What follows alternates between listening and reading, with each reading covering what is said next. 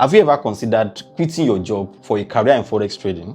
I have bad news and then good news, and I will share them with you in a moment. But first, you need to know that it is very doable. Over the next few minutes, I'll be sharing with you 5 important takeaways from the best-selling book, How to Day Trade for a Living by Andrew Aziz. This book was actually written for traders trading the stock market, but the principles are applicable whether you are trading in the stock market, the Forex market, or even the crypto market. Now, let me drop the bad news. Number 1, trading has a very steep learning curve. Trading is highly competitive.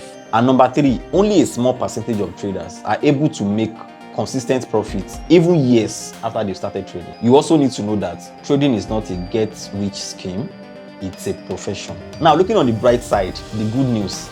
Trading offers a lot of flexibility. So far you have internet connection, you can be anywhere, even on a beach in Maldives, and continue trading. You can often be done with your trading by 12 noon on some days, and that frees up your whole day. And if you succeed, trading can be a license to print money, of course, legally. If not, it will come after you. So, let's dive in. Takeaway 1, instrument pairs in play. Day traders usually close their trades before the end of the trading session, and this is what distinguishes them from swing traders or even long position traders. And therefore, the choice of instruments to trade is so important for day traders. The ideal instruments to trade are those with high volatility and strong price movements. Instruments in play must meet these 3 criteria. Number 1, they must have high relative trading volumes. An example of currency pairs like that are Euro USD or GBP JPY. Those currency pairs usually have liquidity that enables day traders to go in and exit before the end of the trading session. Number 2, they must have fundamental catalysts. Fundamental news like interest rate, CPI, NFP, those fundamental news must be a key driver of these instruments. Then number 3, you must choose pairs that are independent of broader market trends. Pairs that are moving independent of other pairs and other indices. Although I must say that in the world of currency trading, this might not be possible because no matter the currency pair you choose, they are aligning with something. Euro USD will always align with the movement of the USD DXY. Now, according to the author of this book, Andrew Aziz, he uses scanners to find the right instruments. And even in Forex trading, there are also scanners out there that you can use. Harmonic scanners, price reversal scanners, there are many of them out there. And once he has established a plan, selecting the stocks he wants to trade, he will then put them up on a chart and use that chart to set up a plan. So he will monitor these charts with 3 different screens, 1 chart per screen, because of course usually only quality 2 or 3 pairs that you want to trade in a day. And from there, he finds opportunity to go in and come out fast. Takeaway number 2 is called the 2% rule.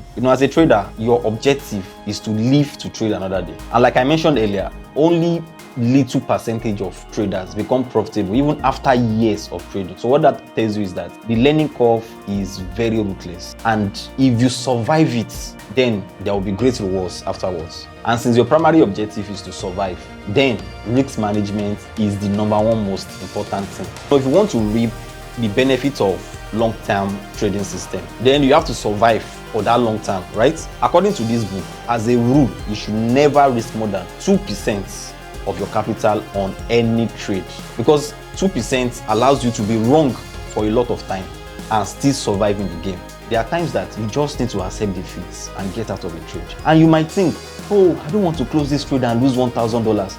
Of course, you don't want to lose $5,000. Get out of the trade. You have to be patient enough to look for the right opportunities where you are risking cents to make dollars. There has to be an asymmetry situation here where your potential upside is so high and your downside is very little. Takeaway number 3, understanding candlestick. As a day trader, your job is to analyze the balance of power between the buyers and the seller, and then pitch your tent with the winning side. Day trading is actually a study of mass psychology.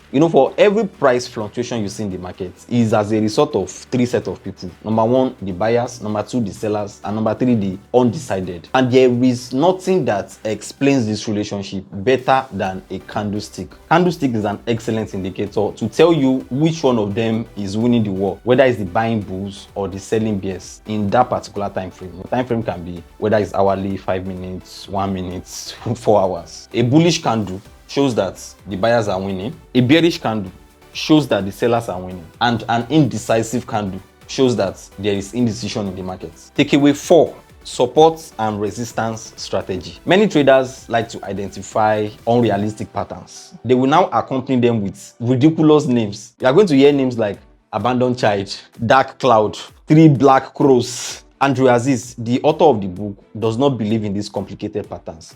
If you make it too complicated, you risk making it too arbitrary and subjective, and then you start seeing those patterns everywhere. Instead, he advocates to use 2 simple strategies: support and resistance, and moving averages. Support is a trading terminology. It means that the instrument is showing respect for a certain price point. If the instrument has bounced up from that price point in the previous period, you can expect that it will do the same in the future. And resistance is the opposite. It acts as a ceiling on which price uptrend is reversed. This is how he uses support and resistance to trade.